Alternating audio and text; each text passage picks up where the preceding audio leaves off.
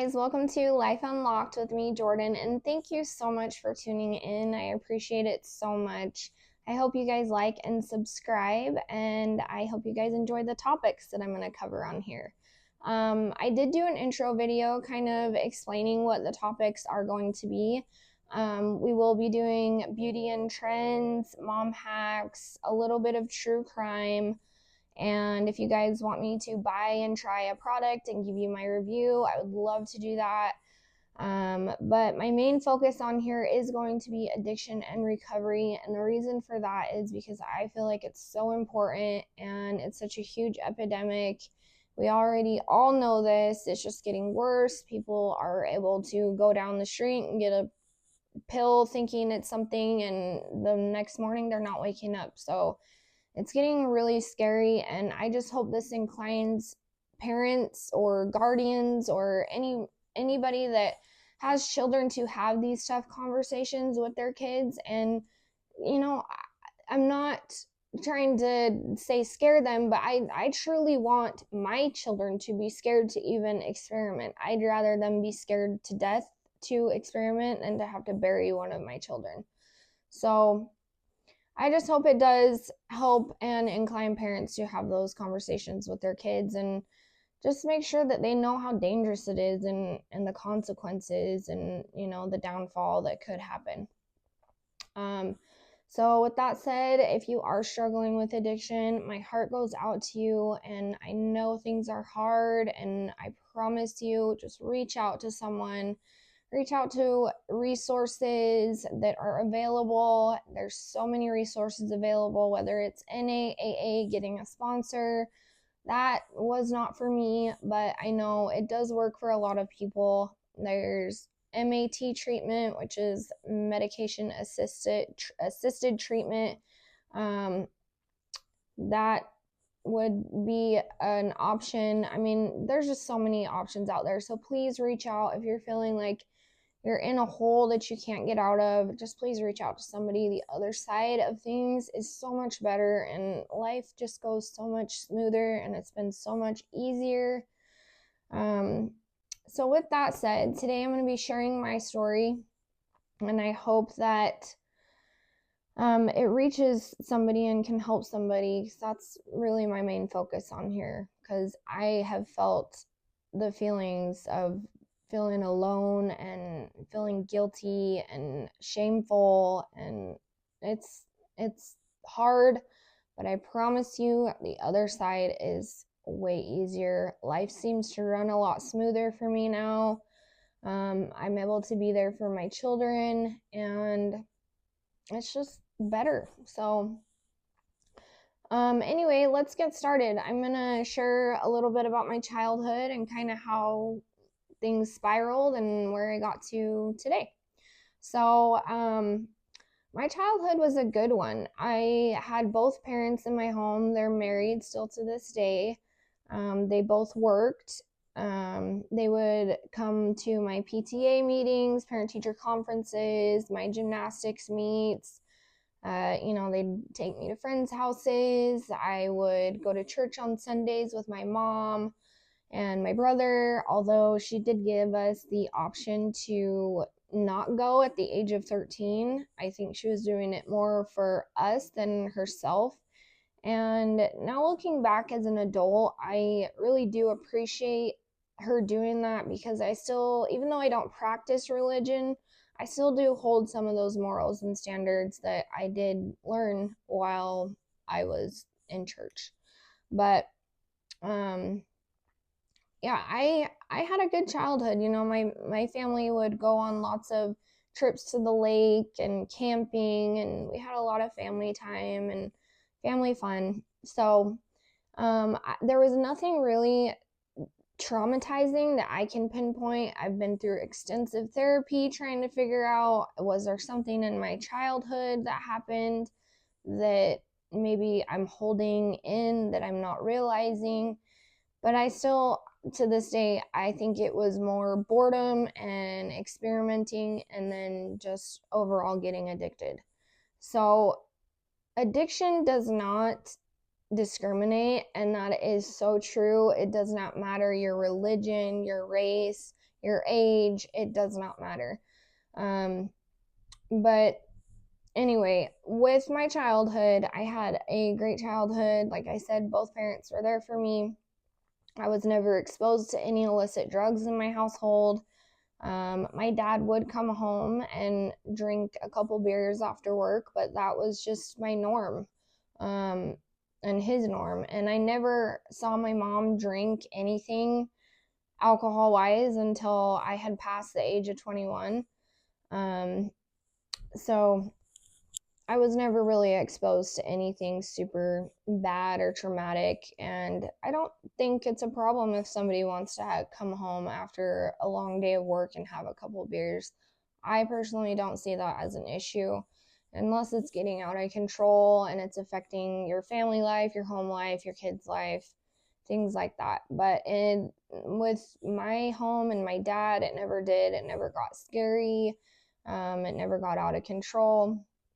So I really couldn't pinpoint a time where I had something traumatic that, I held down and deep for a long time. It was just more the friend group that I surrounded myself with and the choices that I made and, things that we were doing. And that's kind of where it started. So I was in, I think, 8th or 9th grade when I first tried drinking, and it was with a couple of my friends, and it would go from drinking on the weekends and having little parties with my friends to drinking after school, and then it would go from drinking after school to drinking during school, bringing water bottles filled with alcohol to school.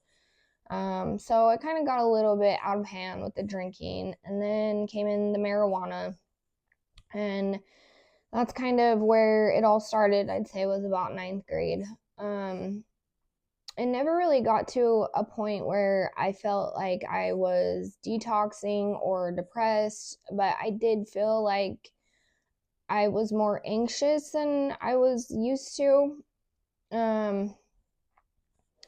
And so kind of the smoking I didn't enjoy. I didn't really enjoy smoking pot. I felt like it made me nervous, anxious, and I just didn't like it. But I did it because everyone else was doing it, and it intensified my drinking, intake. So after a little short funny story too.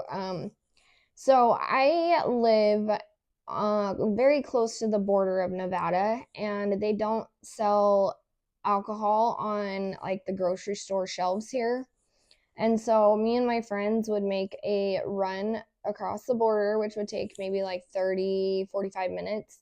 And we would go steal the alcohol off of the shelves that they would just have out on the shelves. And that was not normal for us where we live. So we would make a run every couple of days. But it got to a point where we were doing it so much and so often that they finally were starting to put the sensors on top of the bottles. And I'm still convinced to this day that that was probably because of us, because we were there so much, and we'd bring those huge tote bags that were like those Hollister Abercrombie tote bags that are so ugly now, but we'd bring those and just stuff as much as we could in there and try not to be suspicious, but it definitely was. So yeah, they ended up putting sensors on the caps. I'm pretty sure that was our fault. So sorry, but not sorry. Anyway, and also I want to disclaim in here, I'm not trying to glorify drug use in any way. I want to just share my story and let you guys know how bad it got. I'm not trying to glorify anything. There's nothing about drug use or substance use or addiction to glorify.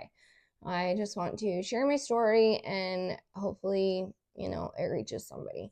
So anyway, let's get back. So after that, I kind of got bored with drinking. It was kind of like, we're doing this every day, like I'm kind of over it. And then we started experimenting with pills, and I really can't tell you what pill I took first, but I think it was probably Adderall because we had a lot of access to that at my school. There was a lot of kids that were prescribed Adderall and they didn't like the way it made them feel. So the kids that didn't have ADHD or ADD would either buy them or trade them something. So I think it was Adderall. But then we got into using opiates, and that's really where I started to spiral.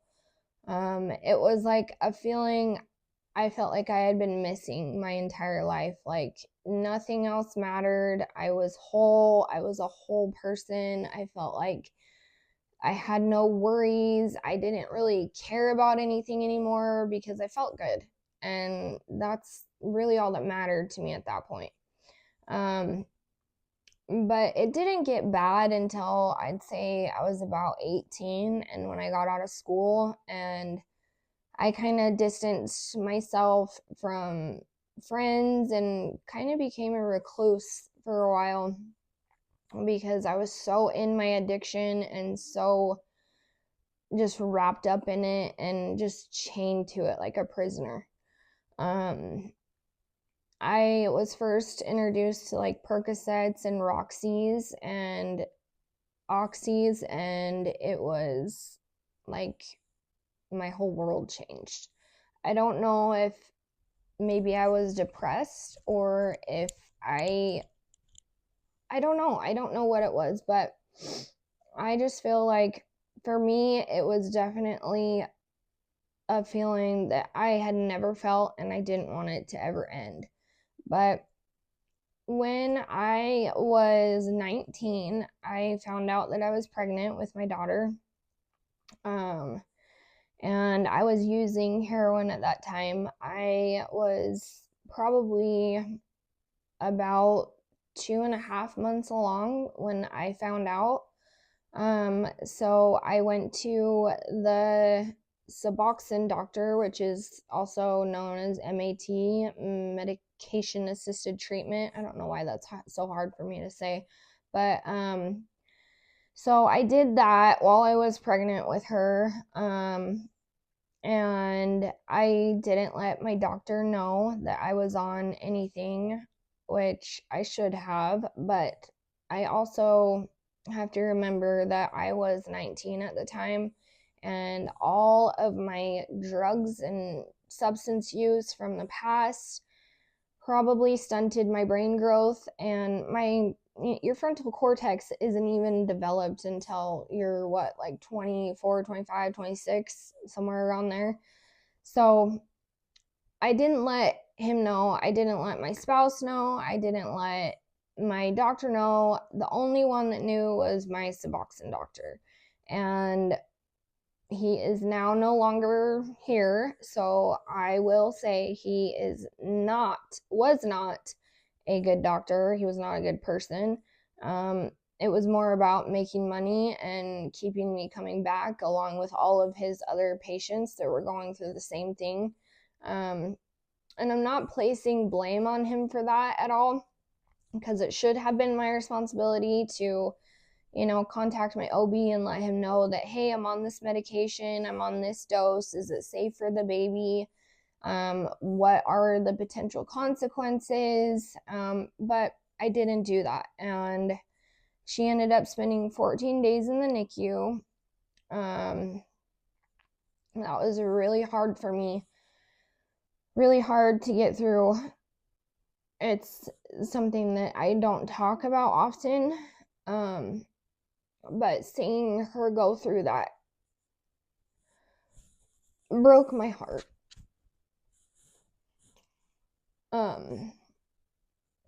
But it didn't jolt me like a normal person, or it didn't give me that push that I needed to say this is wrong, I should change things up, I need to turn things around. It wasn't enough. So I stayed on Suboxone for, I'd say, like another 3 years. And I also want to add in that if you are struggling with addiction, I feel like Suboxone is a great resource. If you are on a low dose and it doesn't continue for a long extended period of time, because then it's almost just as hard getting off heroin, if not harder, because it stays in your bone tissue, your fatty tissue, and the detox can take months until you start feeling normal, sleeping normal, and just feeling like a normal human. So if that's something that you are looking into, my suggestion is stay on a low dose and just keep it as short as you can until you feel like you don't need it anymore. But for me, it was like I felt like I needed something just to keep going, just to keep going, just to keep going, and I was abusing it, and you can get high off of it. So after Suboxone, I got off Suboxone probably when my daughter was about 2.5. I went to a treatment center here in my town. I went to an 11-day detox, and then I transferred over to treatment.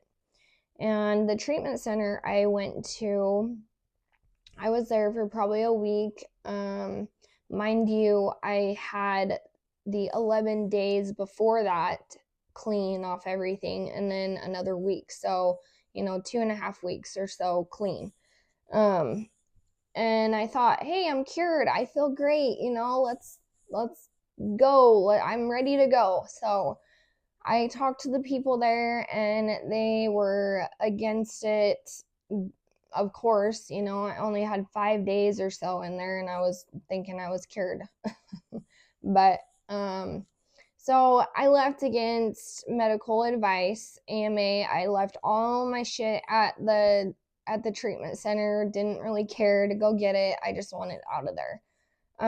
So I called my husband, and he came, and so I didn't call my husband from the treatment center. I ran out of the building, and I went to a hotel behind the treatment center and called him from their phone, from the hotel phone, and said, hey, can you come get me? I don't want to be here anymore. I don't like the people. I was just making excuses. I don't like the people. I don't like being in a room with somebody all day talking about my feelings, blah, blah, blah, all this stuff.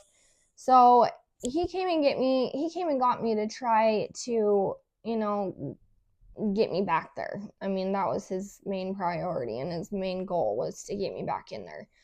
So, and also another thing, if you leave treatment, a lot of treatment centers don't just let you back in. Like they'll either tell you, no, we're not going to let you back in because you left AMA, or you have to sign something saying that you're going to complete treatment and, follow every step that they ask you to do. So, he came and got me from the hotel behind the treatment center, and he picked me up, and the first thing I asked him was to take me to the methadone clinic so I could dose. And like, looking back and thinking about that now, it's like, really? Like, why? You had clean time, and now you just want to go back to being miserable. But I was feeling like that was the only thing that was going to make me happy. Like, I didn't think that I had any, like, I just needed to get that clean time, and then I'd be over it. So he came and got me, and I asked him to take me to the methadone clinic. He did not, because he's, looking out for me and only wants the best for me. And so I ended up returning to treatment.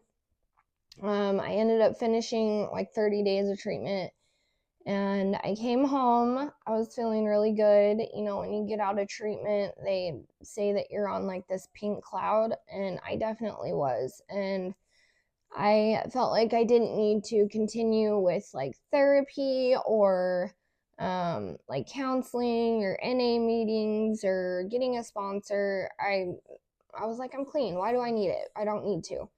So about 6 weeks after I got out of treatment, I decided that I was going to start going back to the methadone clinic, which I had been there before for probably like a year, somewhere in the time. A lot of this is foggy. I'm trying to get my timeline as straight as possible, but a lot of it is foggy. But so I got out of treatment, and then I decided I wanted to get back on methadone. I felt like that was the only thing that was going to keep me going, and it would be prescribed and blah, blah, blah, and I'd be fine. So I went back to the methadone clinic, and that ended up being like a 8 or 9 year stretch of me being on methadone and also taking, whatever I could find off the street, like Xanax or Klonopin, more methadone, things like that, just to kind of intensify what the doctor was giving me. And also, I do want to say this too. If you are looking into MAT, I prefer Suboxone over methadone. I feel like the methadone clinics, at least the ones here, are only there to get your money, keep you there as long as they can, and get your dose as high as they can, and pretty much just make your life miserable. They don't care as long as they're getting their money. And no hate to anybody at the methadone clinic. I know a lot of them there were just doing their job, but that's how a lot of people feel, and I feel like there should be restrictions on the dose that's given to people with like their weight, their height, things like that. But if I wanted to go in and say, hey, I want to go up 5 milligrams today, they would do it, no questions asked. And then you'd have to wait another day and see how it was working in your system. And then the next day you could go up again. So, I mean, they would just up everybody. Anyone that would ask. It was like, no questions asked. Yeah, we'll take you up. We'll take your dose up. So that's why I feel like it lasted a long time. I feel like they weren't really there to kind of help you get through that hump. They're more there to just get you addicted to something else, which is exactly what happened. And methadone is, it's disgusting. It made me lazy. It made me overweight. It made me tired all the time. It wasn't good. I wasn't myself. I was like a walking zombie all the time. So, after my methadone stint that lasted 9 years, my husband and I decided that we were going to try for another baby, and I was going to get as low as I could on my methadone dose because I did not want it affecting her. And even though it was a planned pregnancy, I really was trying to go down as low as I could, and I did. I got down to, I think, like 15 or 20 milligrams, and I did make my OB aware, and I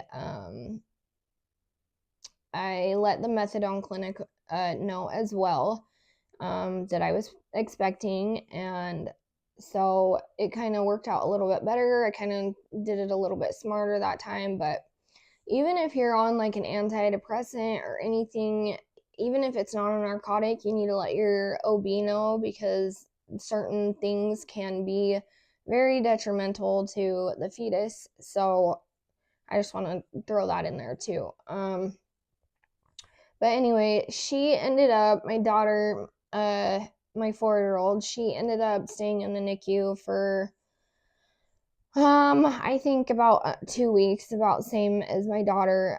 Her detox wasn't as bad as my first daughter's.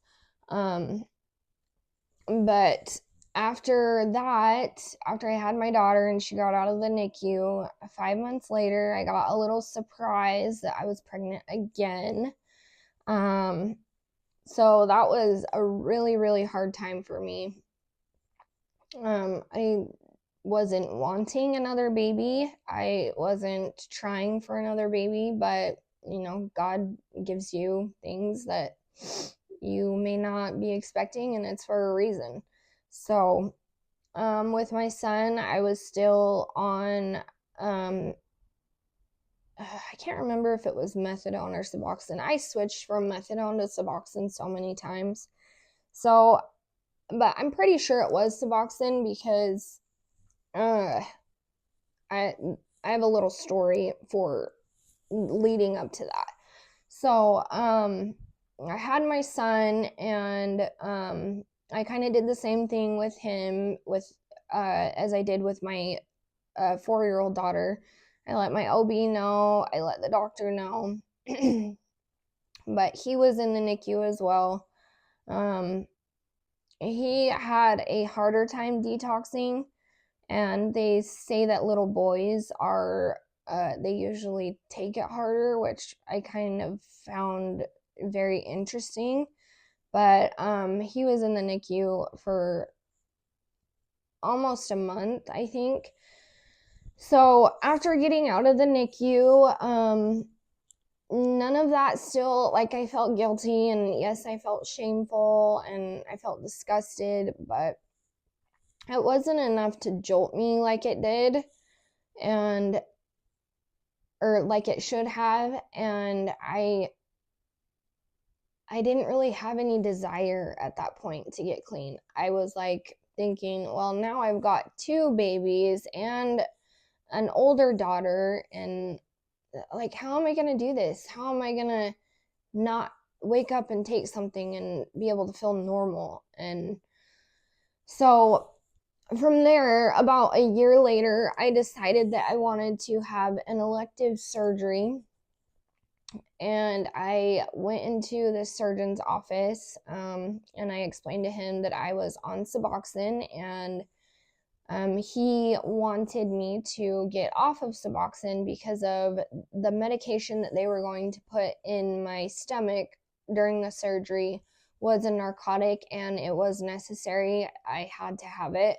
So he asked me to get off Suboxone, get back on methadone for a little bit so I could do the surgery, not be miserable, and and be able to kind of deal with all of the recovery process.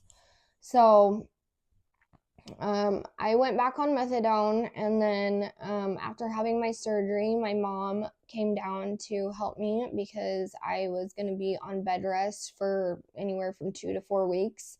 I couldn't lift anything heavier than 5 pounds. I had tubes coming out of my hip bones, kind of, and so it was a lot. But so I had the surgery, and he sent me home with a prescription of Percocet, like 30 Percocets to get me through the week. I went through them in about 2 days, and then I called him and told him that I needed another script, and I had already explained to him that I was an addict, blah blah blah, all that stuff. So he kind of put a little check on me, and he did fill it again, but I went through those again in like 2 days, and then I wasn't going to the methadone clinic because I had no way of getting there. And the way the methadone clinic works is you have to go there every day to dose when you first start out, and they will give you UAs and check your urine for any other substances that you might be using. So I couldn't go to the methadone clinic. I couldn't drive. I couldn't do any of that. So I ended up pill seeking after my prescriptions were out. So I found some methadone pill, or no, they were oxy pills that I was pretty sure that they were laced, but I wasn't positive.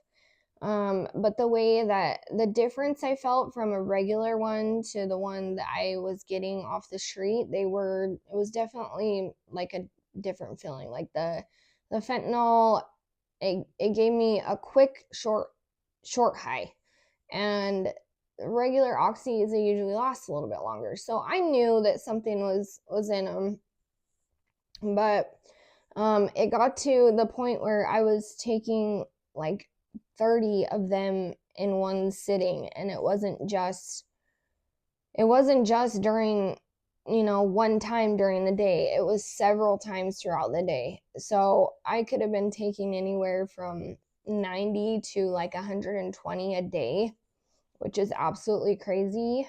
I kind of was feeling like I was just getting worse and worse and worse. And I didn't want to be that person anymore. I didn't want to, I had these two kids that were waiting for me to be their mom, and I wasn't. I was always having them go to my sister-in-law's house. Shout out to my sister-in-law. I love you, Megan. I could not have gotten through all this shit without you either. But they were over there a lot, and she was basically their mom for like a year because I could not get out of this cycle. Like, it just kept going and going and going. And that's all my focus was on. Whether, like, it was, do I have enough to get me by until this day? Is this person going to come through? Waiting on calls, like, that is so irritating when you're in addiction and you're having to deal with all that, waiting on people and feeling sick and needing it. And so anyway, after the whole fentanyl thing, taking so many, I got to a point where I told my husband what was going on, and he kind of found out too. He kind of figured. And I told him that I wanted to go to treatment again. And this would have been my third time in treatment. Fourth time. So I did do a detox in Payson, Utah in 2014. Yeah, I think it was 2014. But so I did the detox in St. George, I did the Therapia in St. George, and then I did a detox in Payson. And then the last one was in Los Angeles. It's Circle of Hope. Shout out to COH. They were amazing there. And but anyway, I was only there for 14 days. I kind of felt like I just needed that reset again, and then I'd come back and, I'd start over, start fresh, feeling better and do better. But when you get home from rehab, like I said, you're on that pink cloud, and I definitely was, but I knew something was going on because I was always shopping. Every single day after I got out of rehab, I was always shopping. I would go to Target, I would go to the mall, I would go, just to all the stores that I liked, and I would go every single day. So I knew there was something deeper that I was dealing with that I didn't know what it was. But after I got out of that treatment center, I was able to stay clean for about a month, not very long. But I was able to stay clean for about a month, and then, you get home from rehab and you really need to seek help with like counseling, therapy, going to meetings, getting a sponsor, all that, because a lot of the time it's not just getting over that detoxing phase. It's more about why it is you're doing what you're doing and why you keep doing the same thing and expecting a different result. So when I got out of rehab, I was sober for about a month, and then I ended up having like a bad day, just, I don't know, responsibilities, kids, it just kind of all compiled together. And I ended up going back out and using those methadone and fentanyl pills again.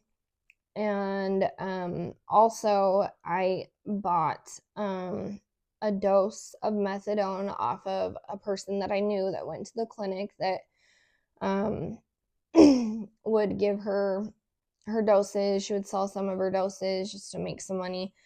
So anyway, I took a little bit of it. I don't really know how many milligrams it was, but we were getting ready to sell our house, and I was going to be cleaning that day. So I was like, I need something to get going and get started, just make my day a little bit better, feel a little bit better.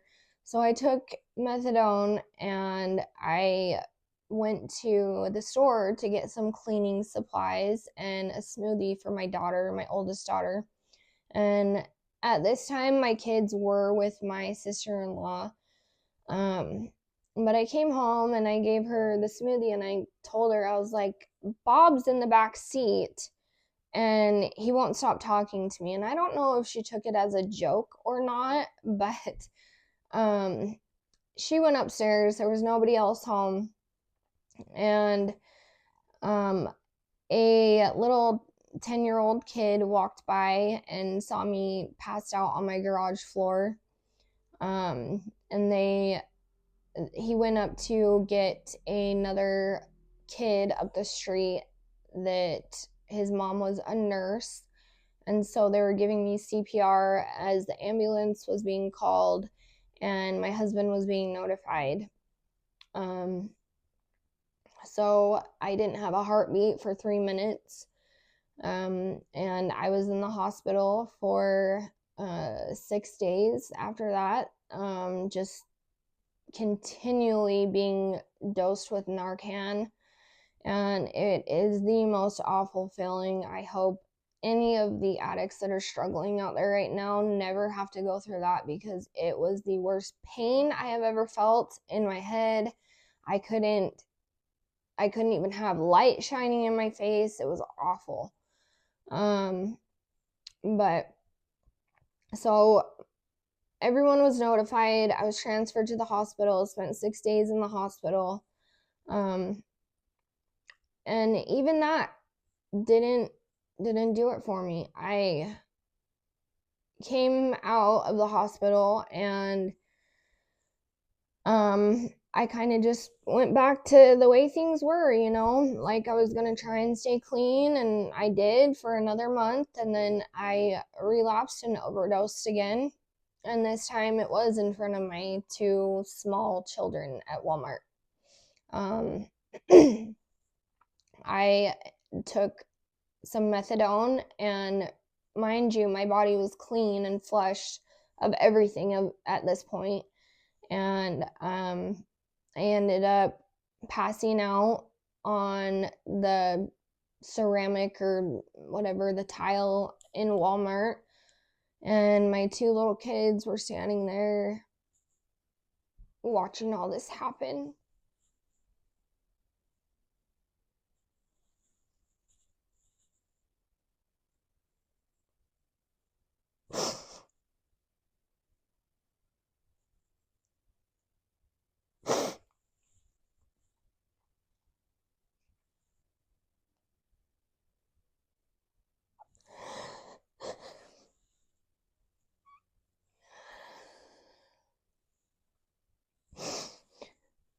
But my 2 little kids were there watching all this happen. And my husband showed up to pick them up. And something in me at that point was like, I can't keep doing this. I can't keep doing this to my kids and my family. Like, I have kids that need a mom here. And they need me. And I have a spouse that has done nothing but stand by my side and be there for me. And parents that have never given up on me. And it got to a point where I decided to finally seek therapy and figure out the root of what was going on and why I kept going back and circling back into this destructive behavior. And I was always so against counseling and therapy, and the reason I was because I felt like a lot of counselors and therapists, and they get a degree or a certificate, to be a counselor or a therapist, and that's great and awesome, but where are the ones that have been through what I and other addicts have been through? That's what I wanted. And I didn't feel like me going to share these things with a therapist that has never walked in my shoes or a day in an addict's shoes to be telling me what I was doing wrong and what needed to change. And, I just didn't want to do it. I wasn't interested in it. It wasn't something that I felt like was for me. But when I overdosed the last time, which was on my son's birthday, September 13th, 2023,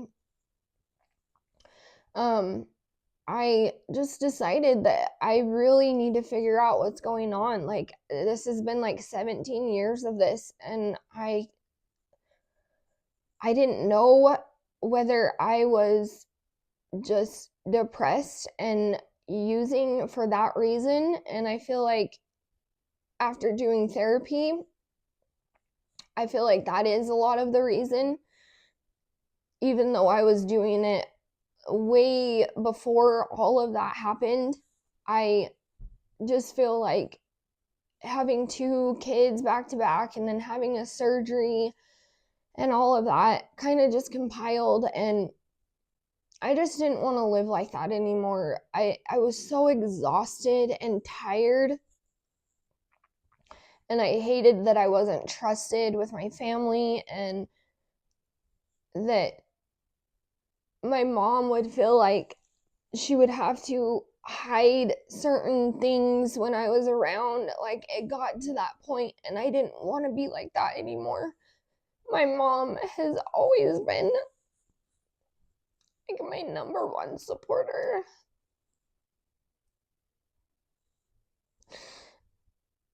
And I know I wouldn't be here today without her.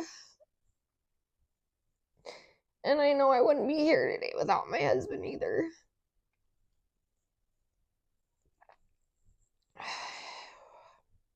Sorry. It's still hard to talk about it without crying. But I feel like it's super important that people know how hard things can get when you're in the cycle of addiction. And, there's so many people that are dying from this stuff, and it just scares me to death. And I hope that if anybody is struggling, that they can reach out to somebody. Even if it's me. I'm here to talk to anybody that's struggling, because I know I've been there and I know it's hard. But after my last overdose, I finally really dug into therapy and just dove head first and kind of just set all my bad thoughts and feelings aside about therapists, and I ended up loving my therapist. I ended up learning a lot about myself, and still I don't know why it is that I continue to use and be in this cycle and destructive behavior for so long. But at this point, it really doesn't matter. All that matters is that I'm out of it, I'm on the other side, and I'm here to share my story, and I just hope that it helps people, and I hope it reaches someone, even if it's one person. That's all I care about. So that is my story. I have been clean since September of 2023, and my life has just been so much better. It's turned around. It's been going so much smoother. I wake up every day. I'm with my kids every day. I'm able to enjoy life. I'm able to, participate and want to do things like go on family vacations and, you know, be there for all of my kids in every way and any way possible. And that's so hard to do when you're in addiction, and I know that firsthand. So I just hope that this reaches somebody. And if you have a story that you want to share, please reach out to me. You can email me at lifeunlockedpodcast25@gmail.com. I'd love to have you on here so you could share your story and share your hope with others. And let's end the stigma of addiction. And yeah. So thank you guys so much for watching. I appreciate it. And please like and subscribe and let me know what other topics you guys want to hear and discuss. Thanks, guys. Love you all.